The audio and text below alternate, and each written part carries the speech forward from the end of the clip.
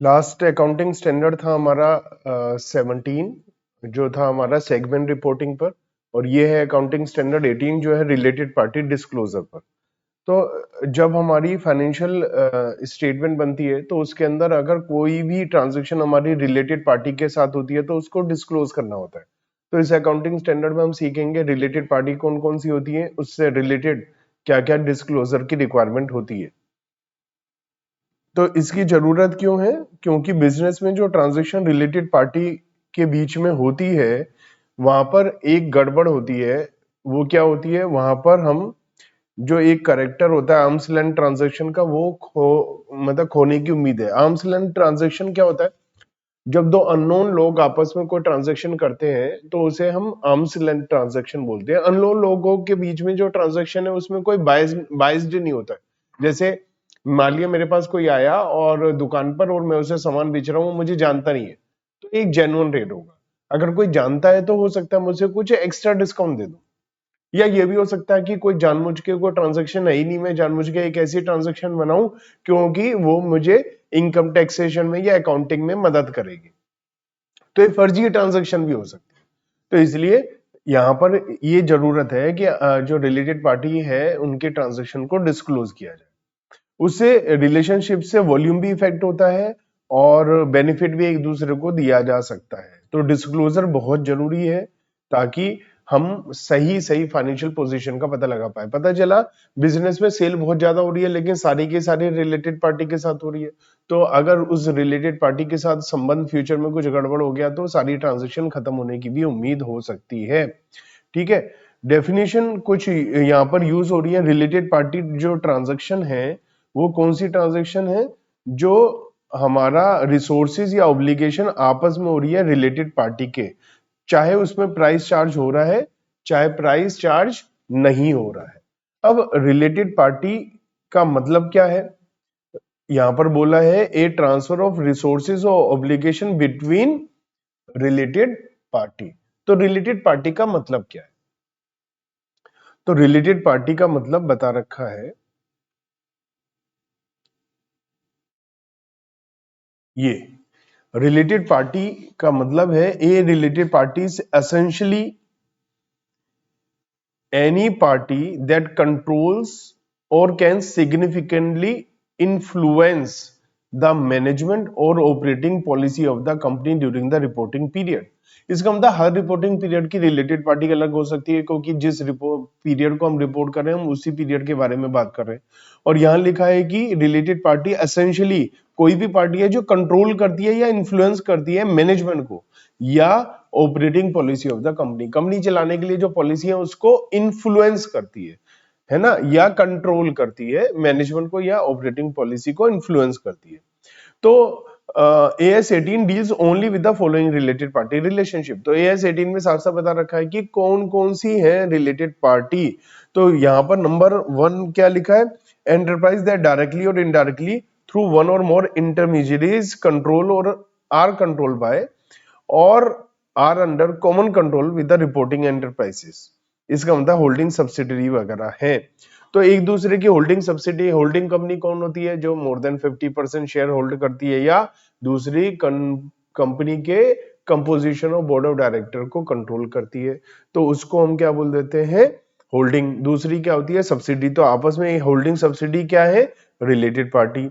Associate और joint venture. अब ये एसोसिएट और जॉइंट वेंचर का क्या मतलब है, ये अभी हम डिटेल में पढ़ने वाले हैं। तो एसोसिएट है या जॉइंट वेंचर है और वो भी हमारी रिलेटेड पार्टी है। कोई इंडिविजुअल जो डायरेक्टली इनडायरेक्टली इंटरेस्ट है जिसका वोटिंग पावर में, मतलब शेयर्स हैं, इक्विटी शेयर्स हैं या वोटिंग पावर है, और वो सारे के सारे लोग इंडिविजुअल है ना, वोटिंग पावर है। और रिलेटिव भी हमारे आ जाते हैं। रिलेटिव का मतलब क्या है? रिलेटिव का मतलब है spouse, son, daughter, brother, sister, father, mother, who may be expected to influence or be influenced by the individual or is dealing with the reporting enterprise। की मैनेजरियल पर्सन हो सकते हैं और रिलेटिव ऑफ सच पर्सन हो सकते हैं। अभी हम इस डेफिनेशन पे दोबारा आएंगे इन सबको समझने के बाद। एंटरप्राइज और विच individual or key management personnel described as above is able to exercise significant influence और जो ये है ये एंटरप्राइज ओन बाय डायरेक्टर और मेजर शेयर होल्डर्स। अब ये जो सारे वर्डिंग यूज हो रहे हैं इन सबको एक बार इन सब चीजों को समझते हैं, फिर एक बार और हम इस डेफिनेशन को देख लेंगे। तो यहां पर लिखा है रिलेटेड पार्टी ट्रांजैक्शंस वो है जो ट्रांसफर रिसोर्सेज ऑब्लिगेशन हो रहा है between related party. Related party के लिए कभी हमने अंदाजा देखा होल्डिंग सब्सिडी और एक दूसरे के रिलेटिव है ना, ये सब जॉइंट वेंचर है, एसोसिएट है, ये सब रिलेटेड पार्टी है। तो प्राइस चार्ज हो या ना हो, तो यहाँ पर लिखा है कि कंट्रोल का क्या मतलब है। हमने वहां पढ़ा था ना कि रिलेटेड पार्टी में जो एक दूसरे पर सिग्निफिकेंट या तो मैनेजमेंट को कंट्रोल करते हैं या इन्फ्लुएंस है किस चीज पर, ऑपरेटिंग पॉलिसी पर। तो कंट्रोल का क्या मतलब है यहाँ? कंट्रोल का मतलब है ओनरशिप है मोर देन 50%। अगर आपके पास मोर देन 50% ओनरशिप है तो आप क्या करते हो? कंट्रोल करते हो। तो मोर देन 50% ओनरशिप का मतलब कंट्रोल कर रहे हैं आप, ठीक है। दूसरा, control of the composition of board of directors. जो बोर्ड ऑफ डायरेक्टर है भाई, कंपनी के डिसीजन कौन लेता है? Board of directors. तो जो बोर्ड ऑफ डायरेक्टर्स हैं उनके कंपोजिशन को आप कंट्रोल करते हो, तो इसका मतलब आप कंपनी को ही सीधा सीधा कंट्रोल करते हो। तो composition of board of directors को आप कंट्रोल करते हो, या अगर कंपनी नहीं है कोई और बिजनेस है तो उसके गवर्निंग बॉडी को आप कंट्रोल करते हो। क्योंकि बोर्ड ऑफ डायरेक्टर तो कंपनी में, मान लिया कंपनी के बजाय और कोई लीगल एंटिटी है तो उसके गवर्निंग बॉडी मतलब जो उसको चलाती है उस बिजनेस को, वहां उनके कंपोजिशन को आप कंट्रोल करते हैं। मतलब मोर देन 50% लोग आपके कंट्रोल में रहते हैं, या आपके पास सब्सटेंशियल इंटरेस्ट है वोटिंग पावर में, डायरेक्टली इनडायरेक्टली, या आप ऑपरेटिंग पॉलिसी को कंट्रोल करते हैं। तो सब्सटेंशियल इंटरेस्ट मतलब वो भी अभी हम देख लेते हैं। वैसे मोर देन 50% तो वोटिंग पावर में तो आप सीधा ही उसे कंट्रोल करने लग जाते हैं। It is pertinent to note that above definition of control under AS 18 is relatively wider than AS 21। AS 21 में होल्डिंग सब्सिडी का जो रिलेशनशिप होता है उसके अंदर हमारा ए बी पार्ट आ जाता है, लेकिन यहाँ सी पार्ट भी एक्स्ट्रा है। जहां लिखा है सब, ये कंट्रोल होल्डिंग सब्सिडरी का चैप्टर भी है, हम उसे पढ़ते भी है। तो वहां substantial interest in voting power and power to direct by as per the state or agreement the financial or operating policy of the enterprise, ये पॉइंट वहां पर नहीं है ना। तो यहाँ पर लिखा है, इसलिए यहाँ पर AS 21 से भी वाइडर इसका है, क्योंकि AS 21 जब कंसोलिडेशन पर है तो उसमें सी पॉइंट नहीं है। तो सी पॉइंट की वजह से ये और भी बड़ी बात हो जाती है। AS 18 क्लैरिफाई करता है कि AS 18 के हिसाब से आप कंट्रोल करते हैं कंपोजिशन ऑफ डायरेक्टर या गवर्निंग बॉडी को, है ना। और आप सभी डायरेक्टर या मेजोरिटी ऑफ डायरेक्टर को हटा सकते हैं, उनकी जगह किसी और को लगा सकते हैं, ठीक है। तो हम ये मानेंगे कि आपके पास पावर है, उसके लिए आपको किसी और की परमिशन या कुछ करने की जरूरत नहीं है। Further, an enterprise is deemed to have the power to appoint a director, member or governing body if any of the following condition is satisfied। तो आपको क्या लगेगा कि आपके पास पावर है? A person cannot be appointed a director without the exercise in his favor by the enterprise of such power as तो a person cannot be appointed, यहाँ लिखा further an enterprise is deemed to have the power to appoint a director, member of governing body if any of the following condition is satisfied. A person can not be appointed as director, member of governing body without the exercise in his favour by that enterprise of such power as aforesaid, or person appointed as director of the governing body follow necessary from his appointment to a position held by him in that enterprise, or the director, member of governing body is nominated by that enterprise। In case that enterprise is a company, the director is nominated by that enterprise। इन सब के चक्कर में ज्यादा ना पढ़कर आपको ये समझना है कि अगर कोई भी बिजनेस दूसरे के गवर्निंग बॉडी या डायरेक्टर को कंट्रोल कर रहा है तो वो सब क्या है? इन्फ्लुएंस है, रिलेटेड पार्टी है। यहाँ पर एक सिग्निफिकेंट इन्फ्लुएंस की यहाँ पर बात हुई थी सी पार्ट में, सब्सटेंशियल इंटरेस्ट। सब्सटेंशियल इंटरेस्ट का क्या मतलब होता है? 20% या उससे ज्यादा वोटिंग पावर। तो एक एंटरप्राइज को सब्सटेंशियल इंटरेस्ट माना जाएगा अगर उसके पास 20% या मोर इंटरेस्ट है इन voting power of other enterprise. अगर आपके पास दूसरे के 20% या उससे ज्यादा है तो उसको हम सब्सटेंशियल इंटरेस्ट बोलेंगे। तो इसका मतलब तो यहाँ तो होल्डिंग कंपनी के अलावा जो 20% या उससे ज्यादा है, जिसे हम जनरली एसोसिएट बोलते हैं, वो भी यहाँ पर रिलेटेड पार्टी आ जाएगी। एसोसिएट आ गया तो एसोसिएट में भी वही लिखा है 20%। तो वही है, एसोसिएट के अंदर भी यही है कि आप एसोसिएट तब कहलाते हैं जब आप दूसरी कंपनी के पास सिग्निफिकेंट इन्फ्लुएंस है आपका, मतलब आपके पास सब्सटेंशियल इंटरेस्ट है और 20% या मोर उससे ज्यादा आपके पास है। इसके अलावा जो की मैनेजमेंट पर्सनल होते हैं वो भी सब कौन होते हैं? वो भी सब रिलेटेड पार्टी होते हैं। तो की मैनेजमेंट पर्सनल कौन होते हैं? जिनके पास अथॉरिटी होती है या रेस्पॉन्सिबिलिटी होती है प्लानिंग करने की, डायरेक्टिंग, कंट्रोलिंग द एक्टिविटीज। जो बिजनेस है उसको, उस बिजनेस की एक्टिविटी को प्लानिंग करते हैं, डायरेक्ट करते हैं, कंट्रोल करते हैं जो लोग, वो कौन होते हैं? की मैनेजमेंट पर्सनल। जैसे manager, whole time directors, directors वगैरह, ये सब कौन होते हैं? की मैनेजमेंट पर्सनल। तो ये सब भी रिलेटेड पार्टी होते हैं। अगर कंपनी को इनके साथ ट्रांजैक्शन कर रही है तो वो भी डिस्क्लोजर के दायरे में आएगा। नहीं तो कोई अपने आप ही भाई डायरेक्टर मैनेजर तो अपने ही बेनिफिट के लिए काम करता चाहेगा ना।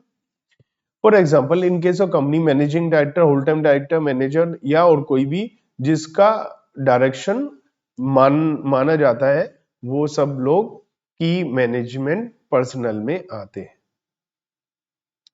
एएस 18 साथ में ये भी बताता है एक्सप्लेनेशन में कि नॉन एग्जीक्यूटिव डायरेक्टर, उन्हें हम की मैनेजमेंट पर्सनल नहीं मानते हैं। केवल इसलिए कि वो डायरेक्टर है तो उसे की मैनेजरल पर्सन नहीं माना जाएगा अनटिल अनलेस उसके पास कुछ पावर। केवल नाम का कोई डायरेक्टर है और उसका कोई भी कंट्रोल नहीं है किसी चीज पर, तो उसको हम की मैनेजरल पर्सन में नहीं लेने वाले हैं। ठीक है, तो आपको रिलेटिव का मतलब हमने पढ़ ही लिया था। रिलेटिव का मतलब होता है स्पाउस, मतलब जीवन साथी। हस्बैंड के लिए वाइफ, वाइफ के लिए husband, son, daughter, brother, sister, father, mother, है ना, जिसका भी इन्फ्लुएंस होता है वो सब रिलेटिव होते हैं। तो घर के सदस्य, अगर मान लिया आपका जो है एक ही परिवार है, ज्वाइंट फैमिली है, चाचा तो नहीं है, पिताजी हैं, साथ में बच्चे हैं, भाई बहन सब आ जाएंगे, बीवी आ जाएगी, बच्चे आ जाएंगे, तो सब हमारे रिलेटिव के मीनिंग में आ जाएंगे। ज्वाइंट वेंचर क्या होता है? मिलकर कोई काम कर रहे होते हैं, कोई पर्टिकुलर एक बिजनेस कर रहे हैं, एक कोई पर्टिकुलर काम कर रहे हैं, जब तक वो काम पूरा नहीं होता जब तक हम साथ में हैं, वरना और सारे बिजनेस साथ में नहीं है, तो उसे हम ज्वाइंट वेंचर बोल देते हैं। तो ज्वाइंट वेंचर में जो ज्वाइंट कंट्रोल होता है, हमारा भी है आपका भी है, मिलकर कोई काम कर रहे हैं। जैसे एक सड़क बनाने का ठेका मिला, आपकी कंपनी और हमारी कंपनी मिलकर वो काम कर रही है, बस वही सड़क बनाएंगे और उसके अलावा कोई हमारा काम साथ में नहीं है, होगा तो अलग बात, तो वो इसे ज्वाइंट वेंचर बोल देते हैं। तो उसमें हमारा ज्वाइंट कंट्रोल होता है, तो वो भी रिलेटेड पार्टी होती है। ज्वाइंट कंट्रोल, अगर हमारा कोई ऐसा बिजनेस है जिसमें हमारा और दूसरा दोनों का हमारा कंट्रोल है, तो दोनों ही हम क्या होंगे? Related party.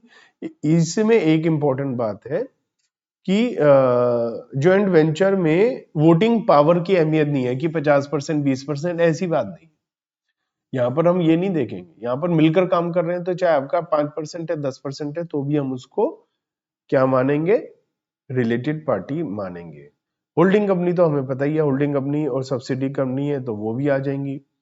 सब्सिडरी की सब्सिडरी है, मान लिया हमारी एक सब्सिडी कंपनी है, उसकी सब्सिडी कंपनी है, तो वो भी हमारी रिलेटेड पार्टी है। मान लिया हमारी दो कंपनी है, एक के पास एक कंपनी, मतलब हमारे पास क्या है, ये एक है हमारे पास, ए बी है, बी के 60% शेयर किसके पास है? ए के पास। तो ए कौन है? होल्डिंग। बी कौन है? सब्सिडी। मान लिया सी है, सी के 30% शेयर है बी के पास और 30% है ए के पास। तो ए के पास अपनी सब्सिडरी को मिलाकर सी के हैं, तो सी भी सब्सिडरी है, वो भी रिलेटेड पार्टी। या सी के अकेले 70% शेयर बी के पास है, तो ए बी की होल्डिंग है, बी सी की होल्डिंग है, तो ए सी की होल्डिंग है। तो ऐसे ये सारी चीजें भी चलती हैं। ठीक है, तो वापस आते हैं उस डेफिनेशन पे जो हम बात कर रहे थे, रिलेटेड पार्टी। तो रिलेटेड पार्टी क्या है? एसेंशियली ऐसी पार्टी जो कंट्रोल करती है या सिग्निफिकेंट इन्फ्लुएंस है मैनेजमेंट पर या ऑपरेटिंग पॉलिसी पर। ठीक है, तो ये क्या है? कोई डायरेक्टली इनडायरेक्टली कंट्रोल है, एसोसिएट है, जॉइंट वेंचर है, इंडिविजुअल है, रिलेटिव है ना, की मैनेजरल पर्सन है। इन सब के मीनिंग हमने देख लिए थे। या एंटरप्राइज और विच इंडिविजुअल और की पर्सनल, मतलब जो कोई रिलेटेड पार्टी है उसका किसी पे कंट्रोल है, तो वो भी हमारी आ जाती है रिलेटेड पार्टी के मीनिंग में। चलिए हम इलस्ट्रेशन नंबर 1 देखते हैं। ए लिमिटेड है और इनके 2 एसोसिएट है ना, बी लिमिटेड और सी लिमिटेड, एंड ओन्स 25%। ए के पास बी के 25% शेयर है और 30% शेयर सी के है। ए के पास बी के कितने हैं? बी 25% और सी के कितने? 30%। तो ए और बी आपस में कौन है? Related party. ए और सी कौन है? Related party. अब लेकिन सवाल क्या आ रहा है, क्या बी और सी आपस में रिलेटेड पार्टी है? तो बी और सी दोनों ही एसोसिएट हैं किसकी? ए की। को associate can not be regarded age related party, क्योंकि उसमें आपस में एसोसिएट और जॉइंट वेंचर जो है वो तो होते हैं आपस में, लेकिन ए और बी आपस में अगर ये दोनों सब्सिडरी होते तब तो हम कह सकते, लेकिन केवल इनका एसोसिएट है और एसोसिएट का आपस में कोई एक दूसरे के उससे कोई भी आपस में रिलेशन नहीं बैठता है, जो हमने डेफिनेशन पढ़ी। तो ये आपस में बी और सी आपस में रिलेटेड पार्टी नहीं है। अगर ए होल्डिंग कंपनी होती, बी सब्सिडी होती है और सी भी उसकी सब्सिडी होती है, तब तो हम बी और सी को आपस में मान लेते, क्योंकि दोनों का कंट्रोल किसके पास है? ए के पास ही है। लेकिन यहां पर जो है ए का सिग्निफिकेंट इन्फ्लुएंस जो है, या आपके पास 20% होने से एक हमारा होता है ना कि सब्सटेंशियल इंटरेस्ट है, लेकिन B limited is not associate of C, और सी ना ही कंट्रोल कर सकती है बी को, ना ही बी कंट्रोल कर सकती है सी को। तो इसका मतलब आपस में दोनों रिलेटेड पार्टी नहीं है। अब यहां पर लिखा पी के पास 70% शेयर है क्यू के, ठीक है, और क्यू के पास 50% शेयर है आर के। फर्दर पी के पास 15% शेयर है आर के। तो पी कौन हुई? पी के पास क्यू के 70% है, तो ये होल्डिंग और सब्सिडरी हो गई। और अब एक कंपनी और कौन सी है? आर। आर के 50% शेयर क्यू के पास है और 15% पी के पास है, दोनों के मिलाकर 65% हो गए, है ना। तो क्या पी और आर आपस में, क्या पी और आर आपस में रिलेटेड पार्टी है? तो पी लिमिटेड आर को कंट्रोल करती है ऐसा माना जाएगा, क्योंकि डेफिनेशन में मैंने बताया था कि सब्सिडी सब्सिडी, और ये भी एग्जांपल मैंने बताया था आपको कि अगर 50% से ज्यादा अकेले या मिलकर के करते हैं तो उसको हम मान लेंगे कि वो कंट्रोल करते हैं, क्योंकि मेजोरिटी आप ही के पास है। Accordingly P limited has the ability to control. देखो पिछले एग्जाम्पल में हम बात कर रहे थे, तो पिछले एग्जाम्पल में आपस में बी और सी आपस में एक दूसरे को कंट्रोल नहीं कर सकते थे, लेकिन हाँ पी आर को कंट्रोल कर सकता है, क्योंकि पी के जब डायरेक्टर अपॉइंट होंगे तो कौन अपॉइंट करेगा? क्यू। क्यू के पास 50 है, कंट्रोल तो नहीं करता, मोर देन 50 होना चाहिए, लेकिन जो पी बोलेगा वही क्यू करेगा, और पी और क्यू के पास मिलाकर 65%। तो इसलिए ये दोनों आपस में रिलेटेड पार्टी है। Please identify the related parties in respect of all the enterprise mentioned under AS 18 if X के पास Y के 51% शेयर हैं। तो बताइए क्या X और Y रिलेटेड पार्टी है? Y के पास Z के 51% शेयर है, क्या Y और Z आपस में रिलेटेड पार्टी है? क्या X और Z आपस में रिलेटेड पार्टी है? बिल्कुल है। तो X Y Z तो तीनों आपस में रिलेटेड हो गए, तो X Y और Z आपस में रिलेटेड है। O के पास Z के 49% है, तो O और Z आपस में तो रिलेटेड पार्टी है ही, क्योंकि मोर देन 20% है। सिग्निफिकेंट आपके पास जो है कंट्रोल, आप इस वो बता रखा था ना 20% से ज्यादा है तो भी आप, तो जो है O लिमिटेड और Z भी आपस में रिलेटेड है, एसोसिएट हो गए ना, है ना। सब्सटेंशियल इंटरेस्ट होता है 20% से ज्यादा होते ही वो आपस में एसोसिएट हो जाते हैं। लेकिन X, Y और O आपस में कोई संबंध नहीं है इनका, क्योंकि आपस में कोई सीधा संबंध नहीं बैठ रहा है, इनडायरेक्टली भी कोई आपस में नहीं बैठ रहा।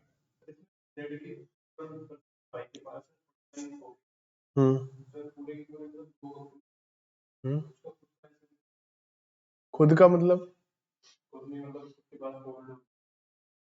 100% शेयर भी तो दूसरे के पास होते हैं।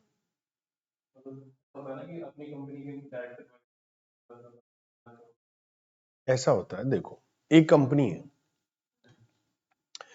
आपने नाम सुना कोका कोला, कहाँ की कंपनी है ये? यूएसए की है। तो ये इंडिया में आए काम करने, तो इन्होंने क्या करा, इन्होंने कोका कोला इंडिया लिमिटेड बनाई और उसके 100% शेयर इन्होंने अपने पास रखे। और अब जो भी वो काम कर रही है कोका कोला, वो सब अपने नाम से कर रही है, कोका कोला इंडिया, बट उसके 100% शेयर किसके पास है, कोका कोला यूएस के पास। तो यहां तो दो है, 100% भी किसी के पास हो सकते हैं। अब उसके डायरेक्टर अपॉइंट कौन करेगा, कोका कोला यूएस वाली। तो यूएस वालों का पूरा कंट्रोल है ना उसके ऊपर। लेकिन इंडिया के अंदर कंपनी बनाना जरूरी है, बहुत सारे टैक्सेशन मैटर्स और बहुत सारी चीजों के लिए, तो उसके लिए उन्होंने खरीद लिया, बना लिया। तो ऐसा होता है। अब जेड क्या है, जेड एक कंपनी है, जेड के शेयर हैं, तो जेड के शेयर जेड के पास ही थोड़ी ना होंगे भाई। शेयर कंपनी जो बनती है वो शेयर होल्डर से बनती है, कंपनी अपने आप में थोड़ी ना कुछ है। शेयर होल्डर के पास मिलाकर 100% शेयर होते हैं और शेयर होल्डर ही ओनर होते हैं। तो वो जेड थोड़ी ना, भाई जो कंपनी है वो थोड़ी ना अपने आप में इंसान है, वो तो अपने शेयर सबको देती है। अब एक पार्टनरशिप है, उसमें 3 पार्टनर है एबीसी। आप कहो जी पार्टनरशिप के पास क्या है, कितने शेयर? पार्टनरशिप के पास शेयर थोड़े ना होंगे, ओनरशिप, ओनरशिप तो पार्टनर के पास होगी। ऐसी कंपनी के शेयर होल्डर के पास शेयर होंगे, कंपनी का क्या मतलब है उसमें? समझ आ रही है मैं क्या कह रहा हूं? मैं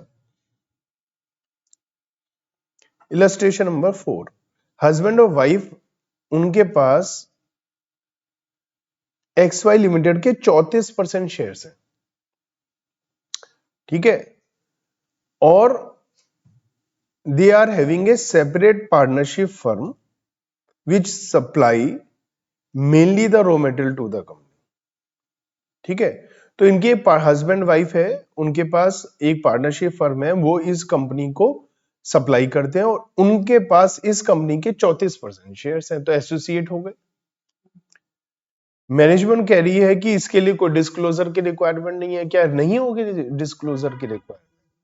तो according to AS 18 XY limited और पार्टनरशिप फर्म रिलेटेड पार्टी है, क्योंकि जो पार्टनरशिप फर्म के ओनर हैं उनके हमारे पास 20% शेयर्स है, और पार्टनरशिप फर्म और पार्टनर अलग अलग थोड़ी ना है, वो तो एक ही बात है। तो पार्टनरशिप फर्म के पास ही एक तरीके से 20% से ज्यादा 34% शेयर है, तो डिस्क्लोजर की रिक्वायरमेंट होगी, यहाँ पर अप्लाई होगी। अब ये सवाल उठता है कि हमें क्या डिस्क्लोज करना है, तो हमें क्या डिस्क्लोज करना है, तो हमें रिलेटेड पार्टी रिलेशनशिप, जो आपस में रिलेशनशिप है वो कि क्या रिलेशनशिप है, और ट्रांजैक्शन क्या क्या है वो भी हमें डिस्क्लोज करनी पड़ेगी। तो हमें 2 बातें डिस्क्लोज करनी पड़ेंगी। अकाउंटिंग स्टैंडर्ड कहता है आप 2 बातें डिस्क्लोज करिए, एक तो बताइए कि रिलेशनशिप क्या है, और बताइए जो ट्रांजैक्शन है वो क्या है आपस में। तो जो रिलेटेड पार्टी है उनकी क्लासिफिकेशन दे रखी है, अलग अलग टाइप से हम रिलेटेड पार्टी को क्लासिफाई कर सकते हैं। एक है कंट्रोल कॉन्सेप्ट, अगर मोर देन 50% शेयर है वोटिंग पावर है, composition of board of director या गवर्निंग बॉडी पर कंट्रोल है ना, control of substantial interest in voting power है ना, या पॉलिसी पर कंट्रोल है, तो ये सब सब्सिडरी, ज्वाइंट वेंचर, एसोसिएट, ये सब हो गया। दूसरा है सिग्निफिकेंट इन्फ्लुएंस। कंट्रोल नहीं है बिजनेस में, आपके पास शेयर्स वगैरह नहीं है, लेकिन सिग्निफिकेंट इन्फ्लुएंस है। अब सिग्निफिकेंट इन्फ्लुएंस अलग अलग तरीके से हो सकता है, जैसे बोर्ड ऑफ डायरेक्टर्स आप ही के लोग हैं, पॉलिसी मेकिंग में आप उसमें भागीदार होते हैं, वो आपसे ही पूछ के कोई पॉलिसी बनाते हैं, आपकी बहुत बड़ी आपस में ट्रांजैक्शंस होती हैं, है ना, तो इस तरीके से आपस में रिलेशन के थ्रू भी इन्फ्लुएंस आप कर सकते हैं। इलस्ट्रेशन नंबर 5 है, x limited is A wholly owned subsidiary of Z. तो एक्स के 100% शेयर जेड के पास है ना, और एक्स का ज्वाइंट वेंचर है वाई के साथ 50-50 का, मतलब ज्वाइंट वेंचर के लिए तो परसेंटेज अहमियत ही नहीं रखती है। Whether transaction between X Y and Z would require disclosure. तो AS 18 कहता है कि जो एंटरप्राइज डायरेक्टली या इनडायरेक्टली एक या दो इंटरमीडिएरीज के थ्रू कंट्रोल करती है या कंट्रोल करती है कॉमन कंट्रोल में, control is defined as to include substantial interest in voting power and power to direct operate financial or operating policy. Z तो 100% शेयर कंट्रोल करता है तो वो तो बात ही अलग हो गई। एक्स मोर देन 20% है, ज्वाइंट वेंचर है, तो उस वजह से एक्स और वाई आपस में है, एक्स और वाई, है ना। जेड लिमिटेड, अब जेड लिमिटेड के पास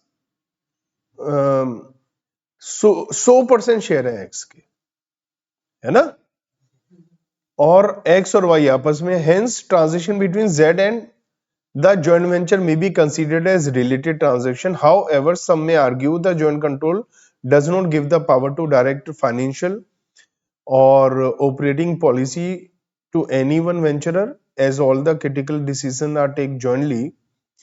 तो हम यहाँ थोड़ा सा ये बात है कि देखो, ये तो कोई कंफ्यूजन नहीं है एक्स वाई और एक्स और जेड की, कंफ्यूजन है जेड और वाई की, क्योंकि Z सीधा सीधा उस पर कुछ नहीं है, लेकिन Z के पास 100% शेयर X के हैं, और X और Y आपस में कौन है, ज्वाइंट वेंचर करते हैं, तो इस हिसाब से तो कह सकते हैं रिलेटेड पार्टी है।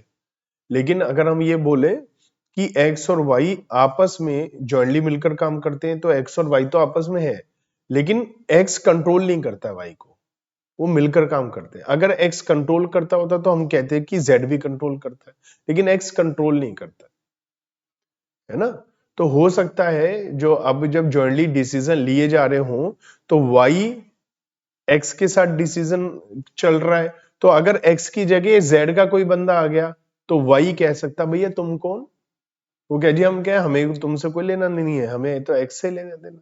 तो इस हिसाब से कहा जाए तो हम कह सकते हैं कि ये एप्लीकेबल नहीं है, और कायदे से जेड और वाई आपस में रिलेटेड पार्टी नहीं है। तो कुछ आर्ग्यूमेंट हो सकते हैं इस बारे में कि हो भी सकता है, नहीं भी हो सकता है।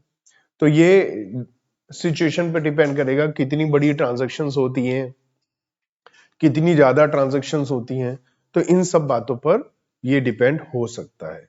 तो जो चार्टर्ड अकाउंटेंट होगा, ऑडिटर होगा, वो देखेगा कि मुझे अपने टेंशन फ्री होने के लिए मुझे इसे डिस्क्लोज करना चाहिए या नहीं, ठीक है ना।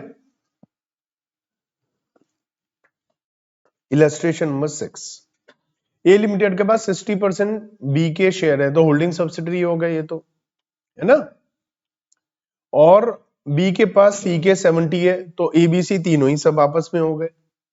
एक्स लिमिटेड के पास में सी के बचे हुए शेयर, लो तो ये वैसे ही काम हो गया, ठीक है।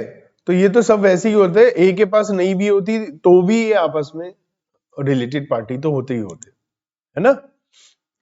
तो ये लिखा, during the reporting X limited enters into transaction in the ordinary course of the business with A would X limited is a related, बिल्कुल रिलेटेड पार्टी है ना। लेकिन यहां पर लिखा है ए लिमिटेड, एक minute, A limited own 60% voting power of B which is turn own 70% interest in सी।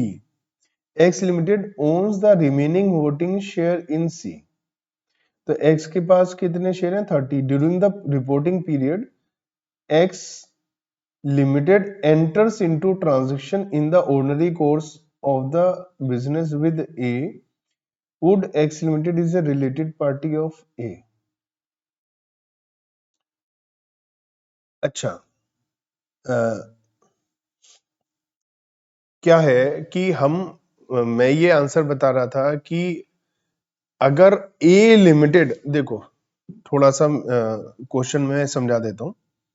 ए, हमें डिस्क्लोज क्या करना है? रिलेटेड पार्टी डिस्क्लोजर किसे करना है? जो कंट्रोल कर रहा है दूसरे को, समझ रहे हो। अब ए ने यहां पर लिखा है ए के पास 60% शेयर है बी के होल्डिंग और सब्सिडरी, है ना।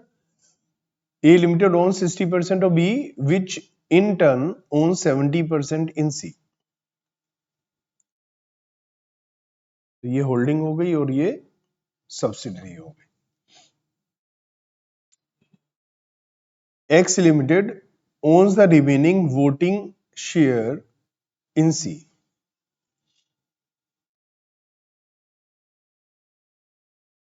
एक minute, A B, X limited owns the remaining voting in C. अच्छा, एक्स एक अलग कंपनी है, एक्स के पास 30% है, तो ये एसोसिएट है। एक्स और सी एसोसिएट है आपस में, है ना। तो एक्स और सी जो है, मुझे क्या लग रहा था, मैंने क्या गड़बड़ कर दी, मुझे लग रहा था ये ए के पास इसके 30% है, इसलिए मैं कह रहा था ए नहीं भी लेता तो भी होल्डिंग सब्सिडी होता। मुझे लगा ये एक्स नहीं ए है, ए की बात हो रही है। तो एक्स एक और चौथी कंपनी आ गई, तो एक्स एसोसिएट है, एक्स और सी भी आपस में रिलेटेड पार्टी है, ठीक है। During the reporting period X enter into transaction in the ordinary course with, X A के साथ ट्रांजैक्शन कर रहा है ना।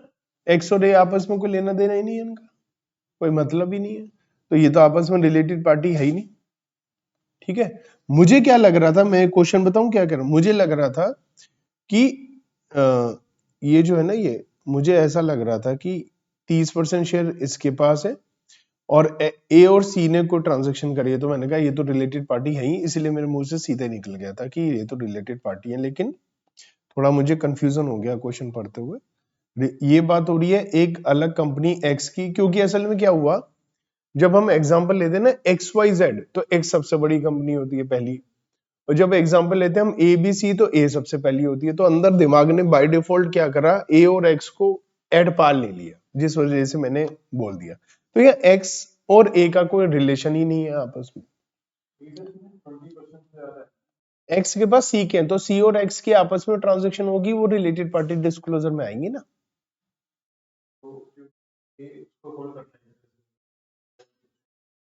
हाँ, तो अगर सी और एक्स आपस में होल्डिंग सब्सिडरी होते तो इनका भी रिलेशन हो जाता। ऐसा इसे चेन होल्डिंग बोलते हैं। देखो ए बी बी सी, क्या ए के पास 60% शेयर है, बी के पास 70 है, तो ये आपस में रिलेटेड है, बट ये होल्डिंग के केस में होता है, एसोसिएट के केस में नहीं होता है। एक पहले भी हम ऐसा एग्जांपल कर चुके हैं, ठीक है। तो अगर मिलकर या जॉइंटली, और जरूरी नहीं है इसके पास 60 है, इसके पास 40 है, अब बी के पास अब ये ए के पास 40 है और बी के पास जो है 30% है, ए और बी मिलाकर 50% से ज्यादा सी के होल्ड करते हैं, तो भी ये आपस में रिलेटेड पार्टी है, मिलकर दोनों के पास। लेकिन यहां पर एक्स और ए का कोई रिलेशनशिप क्रिएट नहीं हो रहा है, अदर देन कि ए की जो सब्सिडरी कंपनी है उसका ये एसोसिएट है, तो ये कोई रिलेशनशिप नहीं।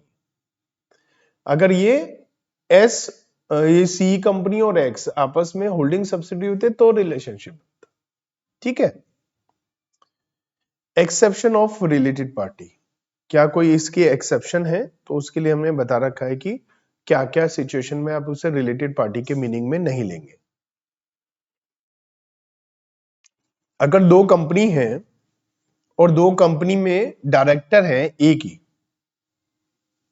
दो कंपनी है, मान लिया हमारी एक कंपनी है उसमें मिस्टर ए डायरेक्टर है, दूसरी कंपनी में भी मिस्टर ए डायरेक्टर है, लेकिन वो कोई कंट्रोल नहीं कर रहे हैं कुछ, मतलब डायरेक्टर तो है लेकिन जो डायरेक्टर है उसके पास इतनी पावर नहीं है कि वो दोनों कंपनी की म्यूचुअल डीलिंग को कंट्रोल या इन्फ्लुएंस कर पाए।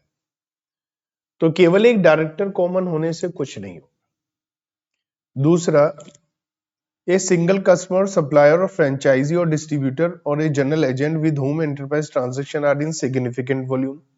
मान लिया हमने किसी एक इंसान के साथ 60-70% ट्रांजैक्शन करी, लेकिन उसका हमारा कोई वैसे रिलेटेड पार्टी नहीं है एज पर AS 18, तो एक ही हमारा कस्टमर बहुत ज्यादा ट्रांजैक्शन हमसे कर रहा है तो उसी से ही वो रिलेटेड पार्टी हो जाएगा, ऐसा नहीं है, ठीक है।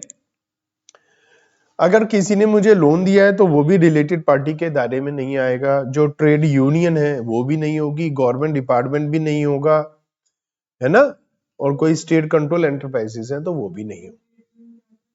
ट्रेड यूनियन मिलकर, जैसे यूनियन नहीं होती मिलकर के काम कर रहे हैं, वो जैसे आप बताइए सोसाइटी में RWA होती है, ट्रेड यूनियन होता है कि हमारा जहां बिजनेस है वहां का एक है ना यूनियन होती है कि कोई भी बाहर के लोग या कोई अननेसेसरी गवर्नमेंट भी परेशान ना करे, सब इकट्ठे होके आ जाएंगे। हाँ, वही तो ट्रेड यूनियन होती है। तो अगर ट्रेड यूनियन है कोई, तुम भी ट्रेड यूनियन के सदस्य हो, मैं भी ट्रेड यूनियन का सदस्य हूँ, तो हम आपस में रिलेटेड पार्टी नहीं हो जाएंगे उस वजह से, ये बोल रहे हैं। अब रिलेटेड पार्टी ट्रांजैक्शन कौन कौन सी होती है? तो ट्रांसफर ऑफ रिसोर्सेज और ऑब्लिगेशन बोला था ना पहले भी, ट्रांसफर ऑफ रिसोर्सेज और obligation between the related party, चाहे प्राइस चार्ज हुआ है या नहीं हुआ है।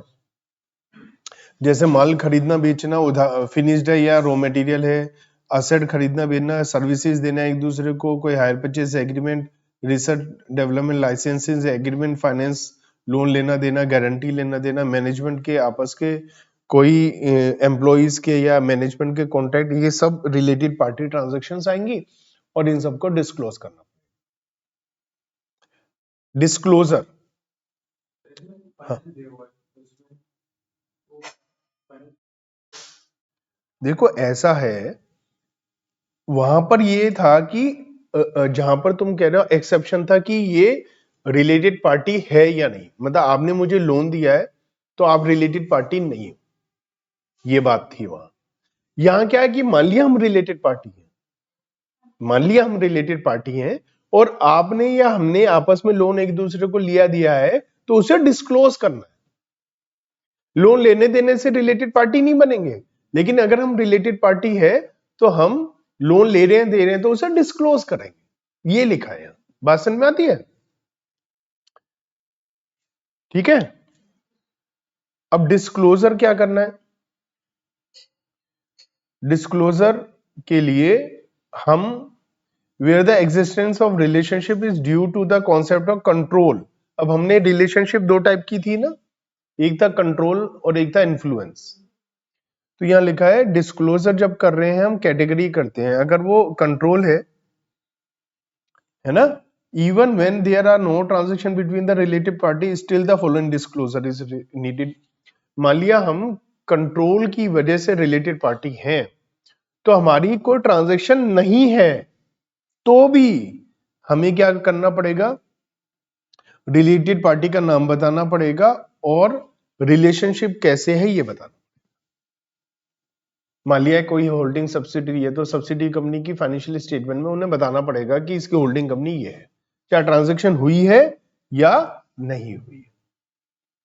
लेकिन जहां पर रिलेशनशिप सिग्निफिकेंट इन्फ्लुएंस की वजह से हो रही है तो वहां पर ट्रांजैक्शन नहीं है, तो आपको कोई भी डिस्क्लोजर की रिक्वायरमेंट नहीं है, क्योंकि जब ट्रांजैक्शन ही नहीं है, इन्फ्लुएंस उन्होंने क्या ही करा जब ट्रांजैक्शन ही नहीं है। समझ रहे हो ना?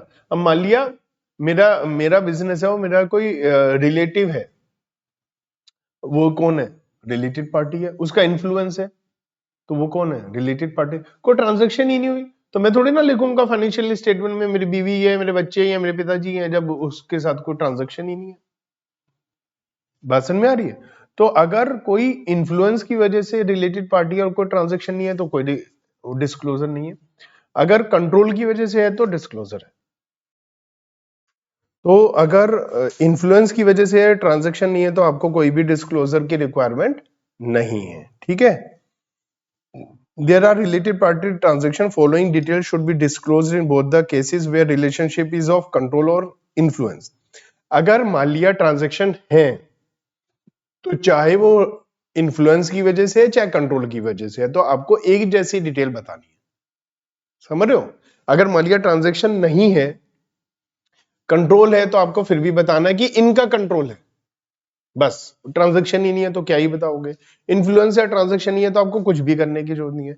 लेकिन अगर चाहे इन्फ्लुएंस है चाहे कंट्रोल है और ट्रांजैक्शन है, तो क्या क्या बताना है?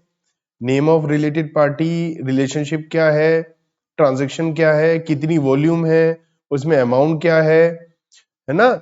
और जो ट्रांजैक्शन है उसे फाइनेंशियल स्टेटमेंट में एनी अदर ट्रांजैक्शन जो भी है essential understanding the financial statement, provision for bad debts, doubtful debts है तो, आउटस्टैंडिंग है तो, क्योंकि भैया आपस में बेड डेट्स का प्रोविजन कैसे बना सकते हो आप रिलेटेड पार्टी के बीच में? कोई बेड डेट्स हुए हैं लिखे, कुछ राइट ऑफ करा है, तो वो भी आपको जरूर बताना पड़ेगा। तो ट्रांजैक्शन हमने देखी थी, आपस की कौन कौन सी ट्रांजैक्शन है। This disclosure is not applicable in case where providing such disclosure would conflict with the reporter's duty of confidentially as specifically required. मान लिया कोई ऐसी कंपनी है जहां कुछ कॉन्फिडेंशियलिटी की रिक्वायरमेंट है, कुछ चीजें आपको छुपा कर रखनी है, अगर वो दिक्कत है तो आप कुछ छुपा सकते हो, इस एक्सेप्शनल केसेस में होता है। Disclosure is must of related party even if transactions are arms length transaction और transaction are not influenced by the relationship. मान लीजिए जो ट्रांजेक्शंस है, आप कह रहे जी हम जो प्राइस पे सबको माल बेचते हैं वही प्राइस पे इन्हें बेच रहे हैं, तो हम क्यों बताएं अलग से? भाई अगर हम रेट कम बता रहे हैं तो ही तो दिक्कत है, ऐसा नहीं कह सकते आप। ट्रांजैक्शन आर्म्स लेंथ है तो भी आपको बतानी ही पड़ेगी। ठीक है? क्वेश्चन नंबर 1 2 3 4 5 6 7 8 9 10 कुछ प्रैक्टिस करने के लिए आपके पास हैं क्वेश्चंस। थ्योरी है हल्के, हाँ थ्योरी का ही है, न्यूमेरिकल तो इसमें क्या ही होगा, बस यही है कि क्या है डिस्क्लोजर रिक्वायरमेंट क्या है। तो ये थोड़ी सी है जो इकट्ठे कर रखे हैं काफी, तो ये सब आप एक बार कर लीजिएगा। वीडियो आपके पास है ही, सॉल्यूशंस भी इनका आपके पास है ऐप पे, तो आप इन सबको देखिएगा और इस अकाउंटिंग स्टैंडर्ड को कंप्लीट करिएगा।